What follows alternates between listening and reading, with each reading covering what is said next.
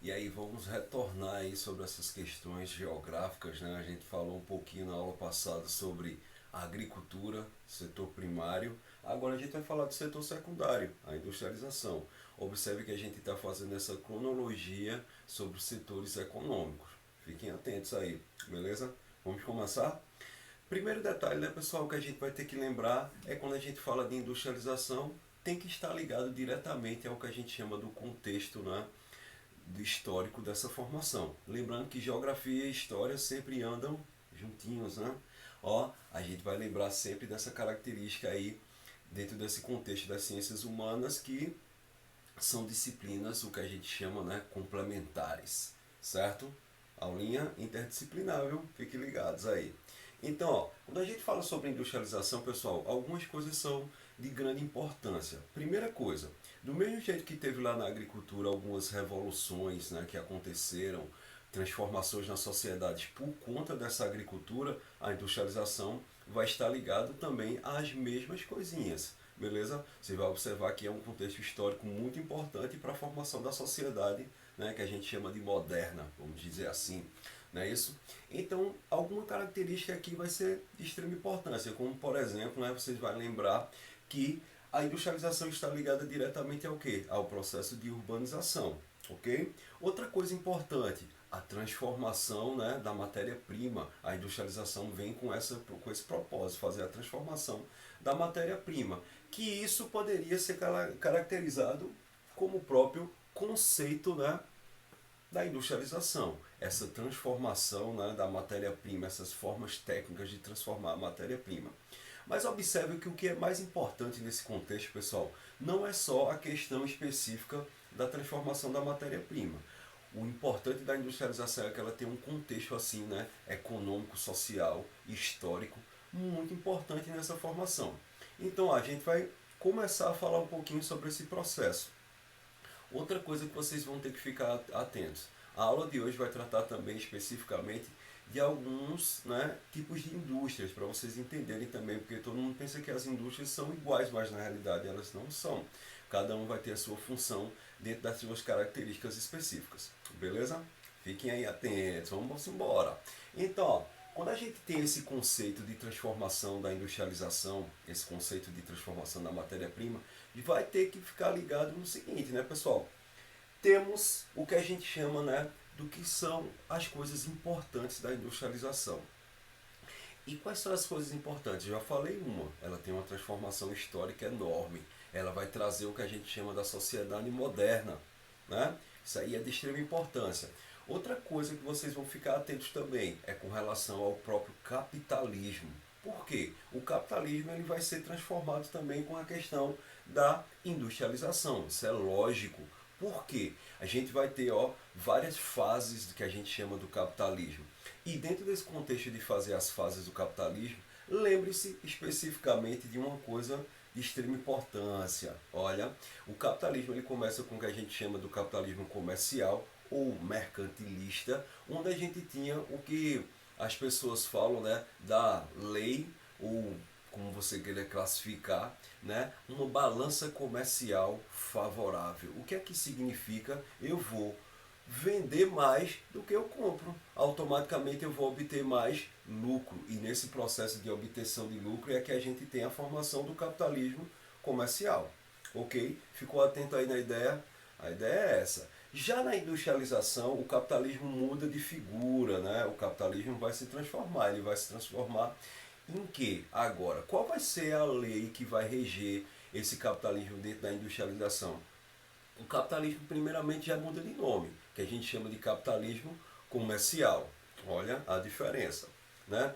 Quando a gente fala de capitalismo comercial, está ligado lá à primeira formação do capitalismo. Já dentro da industrialização é o que a gente chama de capitalismo, né, industrial, ok? Só para vocês ficarem atentos aí essa correçãozinha. Dentro dessa questão aqui, né, pessoal, desse capitalismo industrial, qual vai ser a característica principal dessas histórias? Fácil vocês perceberem isso, bem fácil. Por quê? Agora o que rege é uma lei chamada, né, do liberalismo econômico. Que danado é o liberalismo econômico? Ah, isso aí é fácil, né? Você lembra que um cara chamado Adam Smith, lá, né, em meados do século XVIII, vai criar essa lei, né, do liberalismo econômico, que a gente chama aí essa formação dessa ideia do liberalismo econômico. E o que significa o liberalismo econômico? Ele vai dizer, né, que exatamente a economia ela vai funcionar bem melhor se o Estado, né, o governo não intervir na economia. A economia ela funciona com suas próprias pernas, que inclusive tem até um nomezinho para isso, né, pessoal?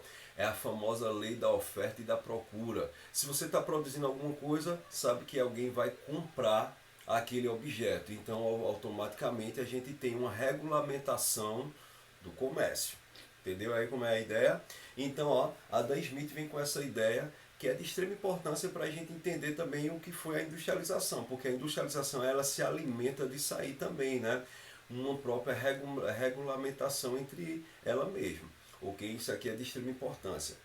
Outra coisa é com relação à urbanização. Como eu falei para vocês, a industrialização está bem ligada ao processo do crescimento, né, ao desenvolvimento das cidades. Detalhe, viu pessoal? Muita gente fica confundindo. Aqui eu estou falando do que a gente chama de cidades modernas, as cidades que estão ligadas à nossa atualidade. Não é aquela cidade lá da Idade Média, não, né? Dos famosos burgos e assim que a gente fala. Falando de uma cidade moderna que está ligada especialmente a essas características específicas do que a industrialização vai trazer.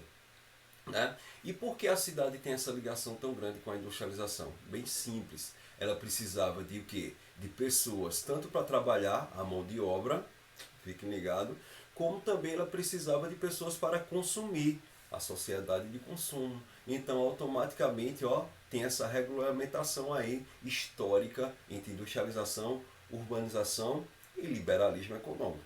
Ok? Entendeu as ideias? Aí eu trouxe outras importâncias aqui para vocês atuais, como por exemplo, né, a contribuição para o PIB, que é de extrema importância, né, em outras sociedades, como por exemplo alguns países como a China, que depende muito do processo de industrialização, né, e outros países também como a Alemanha e tal, o seu PIB ele é baseado principalmente nessa questão da industrialização. Brasil, não, digamos assim, está caminhando, né, num processo, a gente vai falar um pouquinho sobre a industrialização brasileira, que é considerado o quê? Tardia, né? Não é uma industrialização tão, digamos assim, né, tão antiga como os aconteceram na Inglaterra, na Alemanha, na França, nos Estados Unidos. A industrialização aqui brasileira ela é bem recente, aí é basicamente do século XX, né? Aí o bicho pega. Então significa que a industrialização não tem essa contribuição tão grande para o PIB brasileiro, ok? Ficou ligado aí, né? Outras importâncias que eu coloquei aqui para vocês também é ó, o desenvolvimento do comércio, lógico, comércio local, ele vai precisar, né, a industrialização precisa de ter essa compra e venda de produtos, o consumo, isso é lógico. Desenvolvimento de novas técnicas, né? A gente vai ter que ter novas técnicas, a industrialização ela se faz dentro desse contexto de produção de novas técnicas. Isso aí é clássico, beleza? Vamos lá, continuando. Ó, eu falei aqui para vocês sobre as coisas boas da industrialização e quais seriam os impactos negativos, né, que a industrialização também trouxe. Pessoal, de cara eu não posso lembrar do nosso famoso trabalhador. Porque é o seguinte, quando a gente fala sobre trabalho, né, dentro da industrialização vai surgir também o que o nosso famoso Karl Marx falava, né, a divisão das classes sociais, né? E o trabalhador ele sempre vai ficar um pouco, né, aquém, né, sobre essas histórias do que o lucro que vai ser gerado dentro da indústria, né? Ele trabalha muito, mas ao mesmo tempo ele lucra pouco. Vocês vão lembrar que Karl Marx fala muito sobre essa questão, né, que é produzida dentro da industrialização, que é a mais-valia, né, onde o trabalhador ele vende sua força de trabalho, trabalha bastante, mas no final de toda a história, o que ele trabalhou não vai voltar para ele como lucro. E aí a gente tem a criação da mais-valia. E para cá o Marx, viu, pessoal? A mais-valia é o sistema que alimentava as grandes indústrias, ok? Porque o trabalhador estava ali vendendo sua força de trabalho, mas ele não tinha um instrumento de trabalho, que no caso era a indústria que era do patrão, ok? E como ele não tinha esse instrumento de trabalho, ele tinha que vender só sua força de trabalho, a sua força de trabalho não rendia o trabalho que ele empregava naquela produção. Isso aqui é uma coisa importante para vocês lembrarem também. Então, tem essa questão específica. Eu coloquei também a questão, né, pessoal, de uma geração de uma economia mundial. E por que isso aí é negativo? Porque aí a gente vai ter a divisão internacional do trabalho, né? Por que a gente vai ter essa divisão internacional do trabalho? Porque a gente vai ter o quê? Países que produzem a matéria-prima, países que produzem, né, a transformação dessa matéria-prima através da industrialização.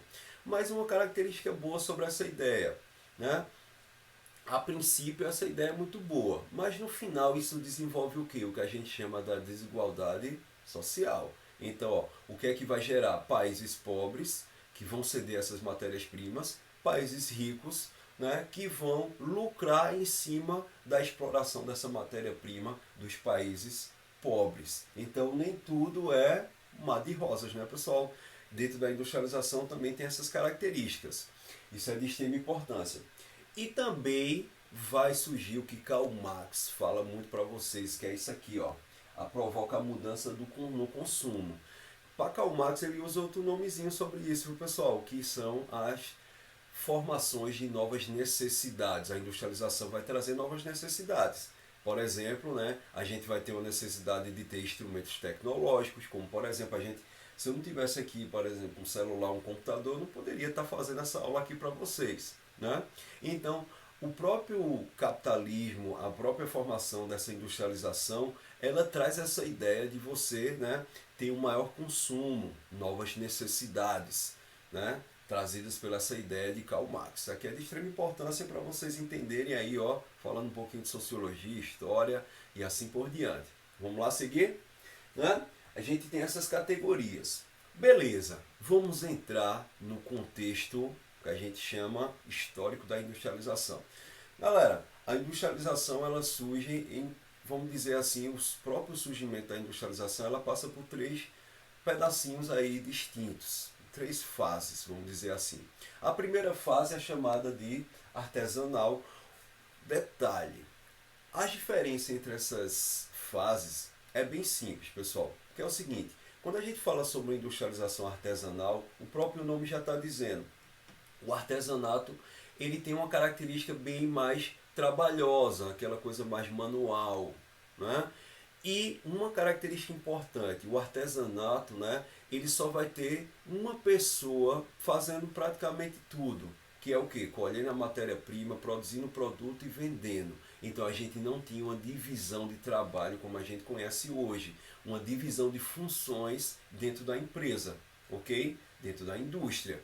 Aqui a gente tem uma pessoa praticamente fazendo todo o processo. E essa tradição ela era passada principalmente de pai para filho, né? Então a gente também tem uma relação que a gente chama familiar, né? Tinha um aprendiz, olha, lembra lá da historinha do Pinóquio, por exemplo, né? Um bonequinho de madeira, ele era, né? Foi um menino de madeira que foi transformado meio com essa ideia do aprendiz dentro do processo da produção artesanal. Isso aqui é uma coisa importante para vocês lembrarem também. Então, no artesanato eu não tinha praticamente uma divisão, né, de classes de trabalho, ok? Quando eu chego um pouquinho já meados aqui, ó, do século XVII, passagem para o século XVIII, vai surgir o que a gente chama da manufatura. O próprio nome já está dizendo, ó, manufatura com as mãos, né, galera? Você vai produzir com as mãos. Só que tem um detalhe importante aqui. Vai surgir algumas máquinas?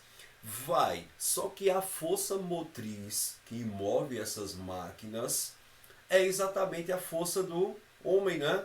Então quer dizer que aqui a gente não chegou a um patamar de uma industrialização real, do que a gente chama da maquinofatura. Aqui era manufatura. O homem era que fazia todo esse processo. Nessa máquina de tear aqui, por exemplo, vocês estão vendo aqui, ó, ele faz esse processo manualmente.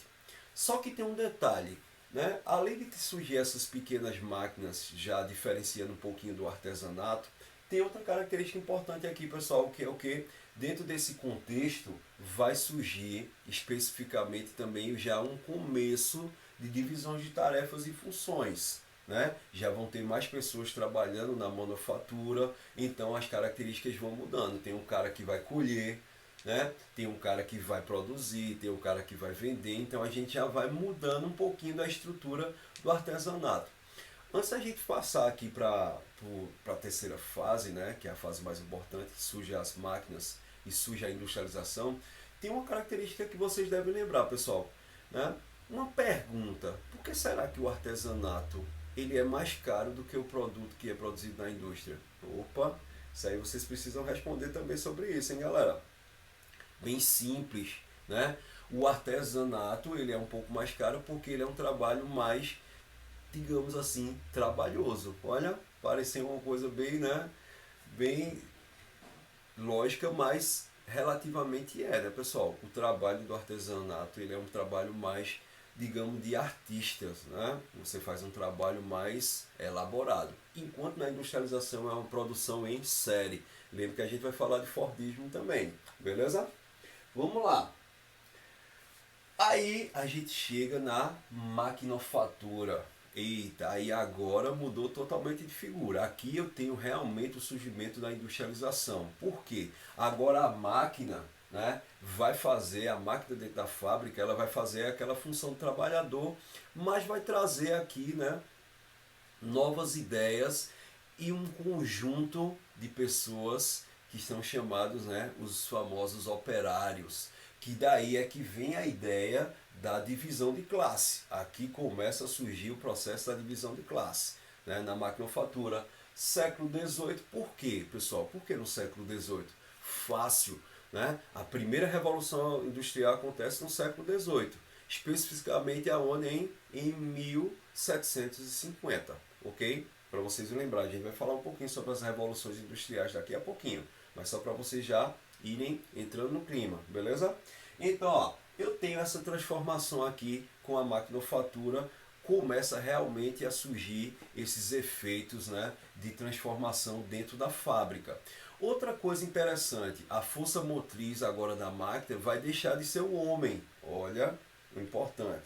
O que vai mover a máquina agora não vai ser a força manual, né? A força motriz agora já vai estar ligado a uma fonte de energia. Então a gente já tem essa diferença aí. É aqui que vai surgir o carvão mineral, é aqui que vai surgir o petróleo, que vai dar essa força motriz para mover essas máquinas, ok?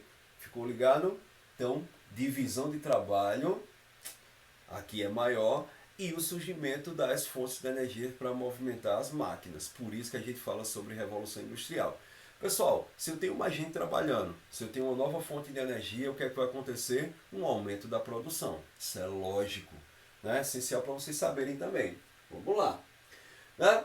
Vamos falar um pouquinho sobre a primeira revolução industrial. Professor, eu preciso saber de tudo da primeira revolução industrial. Eu vou dizer para vocês que algumas características você já vai matar várias questões do vestibular que vocês vão encontrar por aí, beleza? Não precisa você ter uma, né? Eu tenho que decorar tudo. Não, é isso não. Você vai ter que ter uma noção mais ou menos básica sobre essas questões e dá para você fazer mamão com açúcar, todas essas questões que aparecerem aí na frente sobre revoluções industriais. Vamos lá? Primeira coisa dentro da Revolução Industrial, onde é que ela vai acontecer? Ela acontece na Inglaterra, a primeira revolução. Já falei para vocês, em 1750.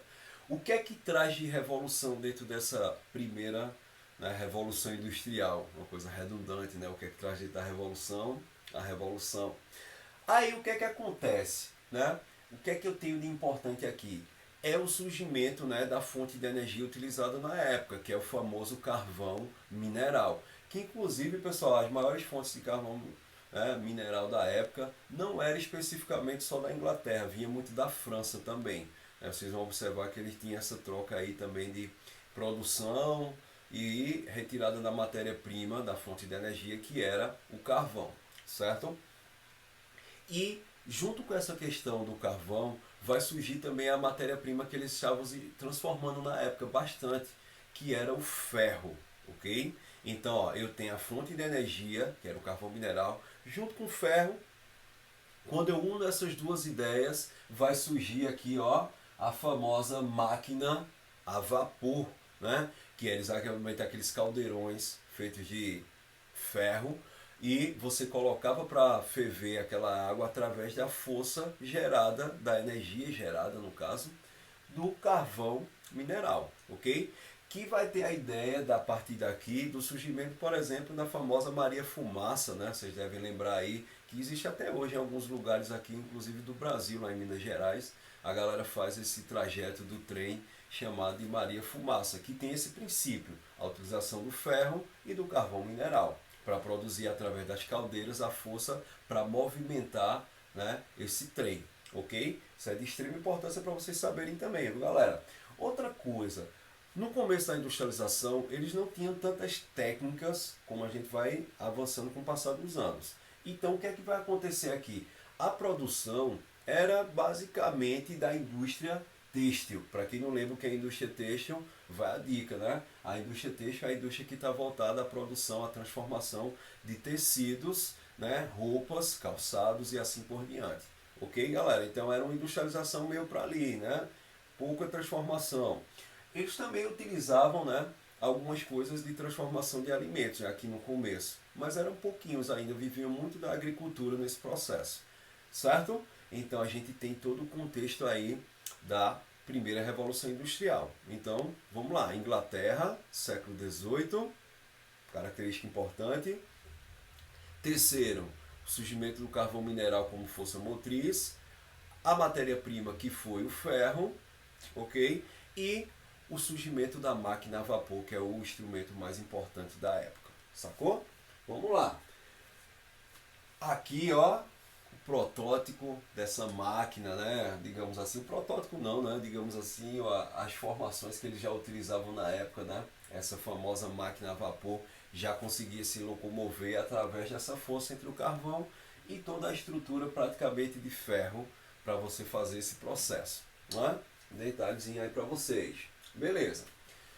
Aí chegamos, segunda revolução industrial. Lógico que a gente vai ter uma transformação, principalmente aonde? Nas técnicas, né, pessoal? A gente tem uma transformação específica aqui nas técnicas utilizadas. Isso é de extrema importância para vocês saberem também. Não se esqueçam disso, viu, pessoal? Precisa saber dessa transformação dessas técnicas. E quais são essas transformações? Primeiro você vai perceber o seguinte, que a passagem entre a primeira para a segunda revolução industrial é basicamente aí em torno de 100 anos. São 100 anos. Vai de 1750 até mais ou menos meados de 1850. E por que essa primeira revolução industrial acaba em 1850? Porque em 1850, lá na Pensilvânia, nos Estados Unidos, o que é que acontece, né? Um determinado cidadão vai fazer, né, um poço no quintal da sua casa e ele fura o poço para trazer água, só que em vez de jorrar água, jorra o quê? Petróleo. Opa! Então já estamos ligando essa ideia dessa transformação que acontece nesse período, que é o quê? A passagem da primeira para a segunda revolução industrial, principalmente, vai estar ligado à questão da mudança da fonte de energia. Enquanto na primeira foi o carvão mineral, na segunda vai ser o petróleo aí por conta desse, digamos assim, descobrimento. Cuidado com a utilização desse nome descobrimento, porque é o seguinte, o petróleo já era utilizado aí bem antigamente, só que não era utilizado dentro da produção da indústria. Inclusive tem pintura rupestre, viu, pessoal, da época lá da pré-história, onde o homem já utilizava petróleo para pintar, ok? Então ele já tinha um conhecimento da substância, não utilizava como produção de energia, para vocês ficarem atentos aí. Então, a característica principal dessa segunda revolução industrial é essa mudança aí da fonte de energia. Outra coisa, aqui a gente vai ter uma maior divisão do trabalho. E por que vai ter uma maior divisão do trabalho? Lógico que aqui dentro da segunda revolução industrial, pessoal, vai surgir o que a gente chama dos modos de produção. São dois clássicos aqui dentro dessa segunda revolução industrial, que é o Fordismo e o Taylorismo. A gente vai comentar um pouquinho deles mais um pouquinho adiante, mas só para vocês entenderem esse processo. Então, essa característica é a principal. Outra coisa, a indústria ela sai também só da Europa. Ela vai, né, para a América, no caso a América do Norte, e os Estados Unidos é que vai fazer essa nova produção. Mas professor, quer dizer que foi tudo para os Estados Unidos? Não, né? Vocês vão lembrar também que eu tenho, né, a continuação da industrialização também na Europa. E alguns países também começaram a crescer nesse processo de industrialização também na Europa. Saiu da Inglaterra, entra a França, entra a Alemanha, dentro desse contexto de produção e transformação. Outra coisa que é importante, se eu mudo a matéria-prima, no caso a fonte de energia aqui do petróleo, tem uma característica boa, né? Eu vou começar a fazer novas transformações, porque o petróleo ele gera mais energia do que o carvão mineral. Se ele gera mais energias, eu posso fazer várias outras transformações. E aqui eu vou ter a expansão também do tipos de produções que eu vou ter. Enquanto lá na primeira eu só tinha produção têxtil, agora aqui eu vou ter, né, uma produção maior relacionada, por exemplo, à produção de máquinas mais desenvolvidas e tal, e vai ter o surgimento do automóvel movido à base de petróleo, né? Aqui a gente vai ter o surgimento da produção da gasolina, ok? Fiquem atentos aí sobre esse processo. Uma outra coisa importante, né, pessoal? Para transformar o petróleo, eu precisava também das petroquímicas, né, para fazer esse processo. Então essas fábricas vão surgindo também nesse processo, as petroquímicas, as siderúrgicas, lembrando que siderurgia está ligada à transformação do aço, e o aço ele é mais resistente do que o ferro, né? Então tem essas características que vão sendo transformadas com o passar desses anos aí dessa revolução, dessa segunda revolução industrial. Então vamos lá, característica, né, da segunda revolução aí industrial. Primeiro, como eu falei para vocês, muda para os Estados Unidos, sai da Inglaterra, muda para os Estados Unidos, o petróleo surge aí com base, né, importante, surgimento de novas fábricas de transformação agora, né, de matéria-prima, como a siderurgia, como por exemplo eu falei também da petroquímica, né, essas indústrias de bens de base, que é importante para vocês entenderem também, né. Eu tenho toda essa contextualização dentro dessa formação. Uma coisa importante que eu coloquei aqui para vocês, ó, o colonialismo na Europa também, ele vai ser importante dentro do contexto histórico. Lembre-se que o colonialismo que eu estou falando aqui, europeu, né, ele está ligado diretamente à colonização da África e da Ásia, ok? E principalmente da África, que era o quintal, chamado quintal da Europa, né, o famoso quintal da Europa e tal. E eles vão exatamente expandir suas indústrias para esses, né, expandir suas indústrias, no caso não, né, os seus produtos que eram produzidos, para esses países da África. E o que é que eles vão fazer? O que é que eles vão fazer, então, pessoal? Vão exatamente adquirir novas terras, porque tinha uma leizinha aqui nessa época, que era o quê? Quem tem mais terra, olha, fica aí, quem tem mais território, automaticamente tem mais poder. Que foi o que foi utilizado, por exemplo, por Hitler, a ideia de Hitler, né, na Segunda Guerra Mundial, né? Primeira Guerra Mundial também, o que gerou o conflito foi esse processo do colonialismo europeu sobre a África, né, e a Ásia. Então são características importantes para vocês perceberem que todo esse contexto que estava acontecendo histórico dentro dos Estados Unidos vai fazer com que os Estados Unidos cresça, mas a Europa também estava se desenvolvendo, né, dentro desse contexto, que eu poderia dizer que esse processo da segunda revolução industrial vai dar base para exatamente acontecer a Primeira Guerra e a Segunda Guerra Mundial. Beleza? Ficou aí ligado? Como eu falei para vocês, não se esqueça dessas características básicas, né? Estados Unidos, segunda revolução, né? Petróleo, ok, galera? Falando aí sobre as novas indústrias que surgiram da época, ok? Falando também especificamente sobre a questão desse contexto histórico do colonialismo, ou que também vocês podem encontrar com o nome de imperialismo europeu sobre a África, que gerou a Primeira Guerra Mundial, ok? São contextos históricos importantes. Sem deixar de falar sobre o modo de produção, que eu já falei para vocês, Fordismo e Taylorismo. Sacou? Vamos lá. Para a gente fechar aqui as ideias, né, eu trouxe aqui, né, as imagens clássicas da segunda revolução industrial, como por exemplo o famoso Charlie Chaplin aqui, né, em tempos modernos, né. Tem essa característica aqui específica da produção de automóveis do modelo Fordista, né, ó, a produção em série aqui na esteira, isso é de extrema importância, vocês devem saber. Só que tem um probleminha, né? Ó, o petróleo queimando aqui, os problemas ambientais começam a aparecer aí efetivamente nesse processo. É bom vocês ficarem atentos sobre isso também, né, galera? Aqui a gente tem o aumento, né, dos impactos ambientais, ok? Tudo isso aí produzindo e tal, mas quando é mais ou menos, né, 100 anos depois, de 1850 até 1950, basicamente 1970, tudo isso vai se transformar mais ainda. Por quê? 100 anos depois, né, 100 e algum pouquinho aí, 120 anos depois, temos algumas transformações, né? E estão ligadas principalmente ao que? Como eu falei para vocês, a indústria está preocupada principalmente com aumentar o processo de produção e ter maior lucro com esse processo. E daí é que vem essas ideias da terceira revolução industrial. Mudamos um pouquinho também de figura porque o Japão vai entrar na história aí, né, dessa terceira revolução industrial. Olha lá que o Japão foi arrasado na Segunda Guerra Mundial com a bomba de Hiroshima e Nagasaki. Vai se reerguer com a própria ajuda, vê que contradição, né, dos Estados Unidos que lançou a bomba neles, né? Isso aqui é uma coisa importante.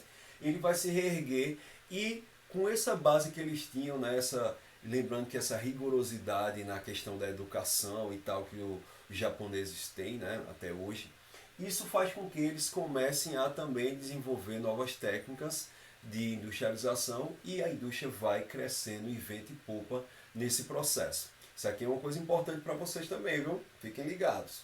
Aí o Japão, ele vem com essa característica na década de 70 para estar ligado a esse novo modelo de industrialização. Agora, qual seria a diferença básica, né? A partir de 1970? Pessoal, a indústria ela muda de figura por conta, principalmente, aí eu volto um pouquinho no contexto histórico, né? Porque na segunda revolução industrial, eles estavam vivendo aí do famoso liberalismo econômico. A gente já comentou aqui um pouquinho, né? Essa lei da oferta e da procura. Mas no final do contexto histórico ali, em 1929, né, vocês vão lembrar, da famosa crise que acontece lá nos Estados Unidos da Bolsa de Valores. E quando acontece isso, eles percebem que essa história do liberalismo econômico não estava funcionando mais. Ele não estava exatamente, né, contribuindo para o crescimento do desenvolvimento da industrialização. Aí o que eles fizeram? Vamos criar novos modelos, né, para exatamente recuperar essa economia que estava em decadência. E daí, pessoal, vem as ideias, por exemplo, né, do famoso Keynes, né, ele vai criar o keynesianismo, que é o estado de bem-estar social. Passa alguns anos também esse estado de bem-estar social, até chegar no que a gente chama do processo do neoliberalismo. E quando a gente chega no neoliberalismo, né, a gente tem essa transformação também, porque o neoliberalismo ele volta com a ideia do liberalismo, mas com uma pequena intervenção do Estado, que estava ligado principalmente ao quê? O que é que o Estado vai produzir? Exatamente instrumentos para as grandes indústrias crescerem também, que foi o quê? As privatizações, né, e as terceirizações. Observem que tudo isso dá mecanismo para essa terceira revolução industrial também. Por que isso aí dá mecanismo, pessoal? Fácil. Vocês vão lembrar principalmente sobre a característica que estava acontecendo lá no Japão, que era o surgimento da robótica e o maior desenvolvimento tecnológico. Isso faz com que a gente tivesse que ter novas técnicas e ter esse mecanismo de contato entre as famosas multinacionais, né? Que isso gerou, olha, isso gerou o princípio do que a gente chama da globalização moderna, né, pessoal? Então observe que a terceira revolução industrial tem essa característica muito boa quando a gente fala sobre esse processo, né, sobre a expansão da globalização e assim por diante. Uma coisa está ligada à outra, está todo mundo interligado aí no processo e é bom, de extrema importância, vocês saberem disso, ok? Então, ó, já falei aqui sobre a questão da tecnologia, falei sobre essa questão da atividade industrial, né, moderna mais avançada, são características boas, importantes que vocês vão ter que saber, né? Uma coisa importante também que vai acontecer aqui, o modo de produção ele vai mudar também um pouco nessa história. E qual seria o modo de produção agora do momento? Vai ser o famoso toyotismo. Qual é a diferença daí dessa característica do toyotismo? Ah, isso aí é fácil, né, pessoal? Aqui no a gente vai trabalhar com a ideia de produção por encomenda, né? Just in time, né, isso, pessoal? A gente vai fazer exatamente essa produção por encomenda, que é, lembrando que eu falei aqui do just in time, porque você pode encontrar o toyotismo como sinônimo do just in time, ok? Uma coisa está interligada com a outra. Aí eu tenho uma produção um pouco mais flexível. O que é que significa isso? Significa que agora eu posso produzir um produto que mais ou menos se adeque mais a mim. Olha, outro princípio da globalização. A gente está agora tentando, em vez de ser tudo padronizado, eita, olha aí a briga entre o global e o local, né, pessoal? Dentro da globalização. Uma coisa que seja mais padronizada, ela seja um pouco mais flexível. Significa que eu posso fazer algumas mudanças para ela ficar com um pouquinho mais com a minha cara. O que é que acontece, por exemplo, se você compra um celular novo e tal, geralmente a gente gosta de botar uma capinha para ficar, né, com a cara da gente, né? Isso, pessoal. Isso seria uma produção flexível, né? Uma maior probabilidade de você fazer esses princípios aí. Isso é uma ideia boa também, certo? Outra coisa que vocês devem lembrar, né, dentro dessas características, que é de extrema importância, é que essa terceira revolução industrial ela vai evoluir para muitos autores para uma quarta revolução industrial. Alguns autores não concordam, outros sim. Porque é o seguinte, quando a gente fala sobre uma quarta revolução industrial, eu estou falando sobre os mecanismos de comunicação. Estou falando da revolução que a internet vai produzir dentro desses meios de produção. Isso aí é uma ideia excelente. Mas para muitos autores isso aí não contempla uma nova revolução, porque dentro da própria terceira revolução industrial a gente já estava vivendo mais ou menos esses princípios aí. Certo, galera? Isso aí é uma coisa muito boa para vocês perceberem. Observem que eu não falei sobre, né, fonte de energia quando eu falo da terceira revolução industrial, mas vocês sabem também, né, que na terceira revolução industrial a gente vai ter uma transformação sim da fonte de energia. Aqui vai surgir o que a gente chama das fontes de energias renováveis. Né? Lembra daquela diferença não renovável e renovável das fontes de energia? Lembram, né, pessoal? Os combustíveis fósseis que eu falei para vocês aí no início, o carvão mineral e o petróleo, né, junto com o gás natural, são os combustíveis fósseis, eles são fontes não renováveis. Significa que o homem não acompanha o processo de renovação dessas formações desses combustíveis. Enquanto, né, o que a gente chama de energias renováveis, o homem acompanha o processo de renovação dessas energias. Aí o que é que eles vão trazer? Essas novas fontes de energias para essa terceira revolução industrial também.